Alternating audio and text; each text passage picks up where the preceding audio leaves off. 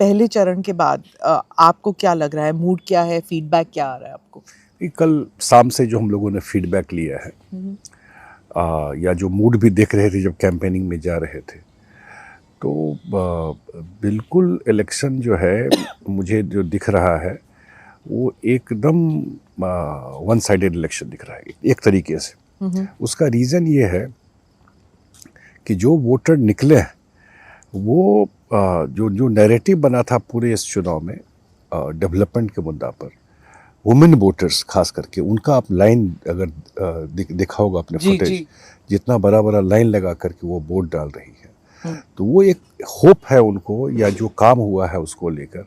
और एक बड़ा चीज़ जो है, जो बहुत दिन के बाद बिहार ने डबल इंजन का सरकार देखा। नीतीश जी रहे मुख्यमंत्री 20 साल में, लेकिन कभी सेंटर में ऐसा फ्रेंडली सरकार नहीं था जो सपोर्ट करता हो। ये लोगों को अवेयरनेस है इन सब चीज़ों का, तो वो जो एक फीडबैक है, प्लस इंटीग्रेटेड एनडीए पूरा का पूरा, और पूरा जो बिखरा हुआ था आपको अपोजिशन लास्ट तक ऐसे ही था। आज भी वो कुछ सीटों पर वो आपस में ही लड़ रहे हैं। तो ऑल टुगेदर कल के वोटिंग के बाद उसमें परसेंटेज बढ़ जाना, उसमें भी कुछ लोग नैरेटिव बना रहे हैं कि भाई ये एंटी इनकम्बेंसी का। ट्रेडिशनली तो यही सोचा जाता कि अगर भरी तादाद में लोग वोट देने आ रहे हैं तो लोग नाराज हैं, एंटी इनकम्बेंसी है। और फिर जाहिर सी बात है ना, 20 साल के बाद, 3 महीने पहले जब हमने आपसे बात की थी तो तब बात यही चल रही थी that is there an anti incumbency. 20 साल के बाद तो लगता ही है, सो माइंडसेट तो वही होगा ना। बिल्कुल नहीं। 2000 से लेके और अभी तक, मैं 2020 तक का डेटा देख रहा था, ऐसे ही हर एक चुनाव में नंबर बढ़ा है, वोटिंग परसेंटेज बढ़ा है, लेकिन जो सरकार रही है वो कंटिन्यू किया।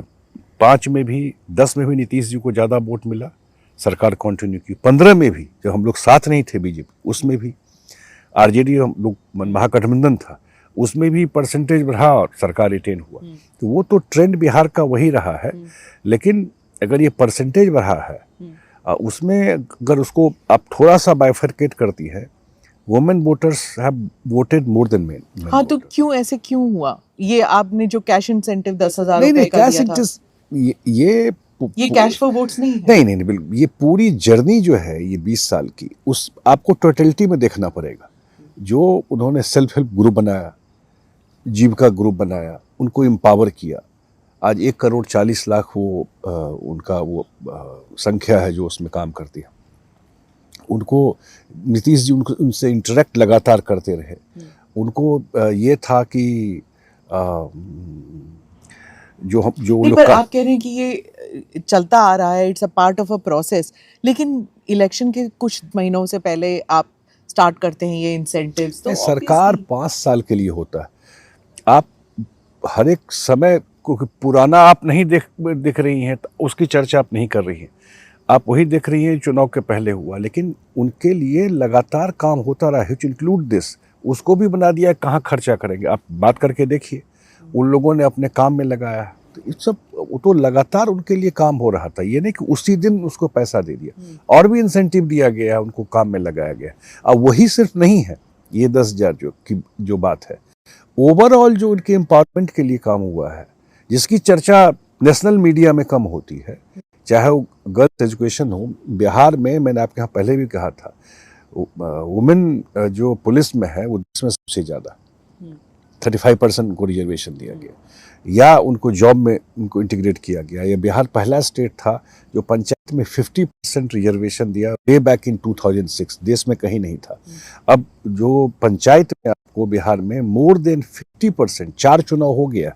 तो ये सब जो धीरे धीरे एम्पावरमेंट हुआ है, ये सब 20 साल में अगर नीतीश कुमार से पहले देखती तब मुझे लगता है कि 2% 1% मुखिया होती थी पंचायत, और आज 55% 60% होती। तो ये ऑल टुगेदर ये सारा चीज़ से जुड़ा हुआ है। उनको वुमेन एज ए कॉन्स्टिट्यूंसी, यहाँ सब फ्रेम बिल्कुल रहता था कि कास्ट में देखना या धर्म पे देखना।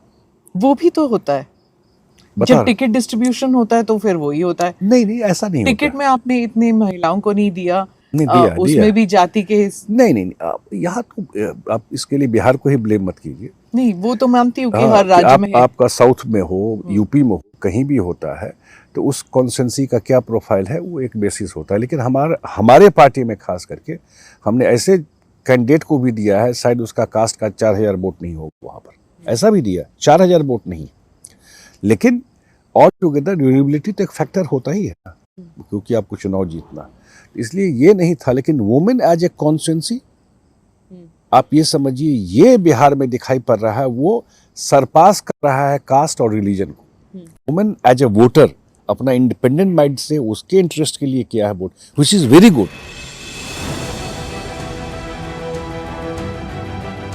नमस्ते, जय Hind, you're watching ANI podcast with Smita Prakash. अगर हम उसको मस्जिद कहेंगे तो फिर विवाद होगा। इशू इस टूटा है क्या भारत? 400 पार का मतलब ये है कि संविधान खतरे में है। क्या हम लोग ये निर्देश देते हैं कि फला को गिरफ्तार करके जेल डाल दो? वही तो कह रहे हैं सब। ये बेबुनियाद निराधार आरोप। सच्चा सुनना चाहो देखो स्मिता प्रकाश ANI, it does not lie।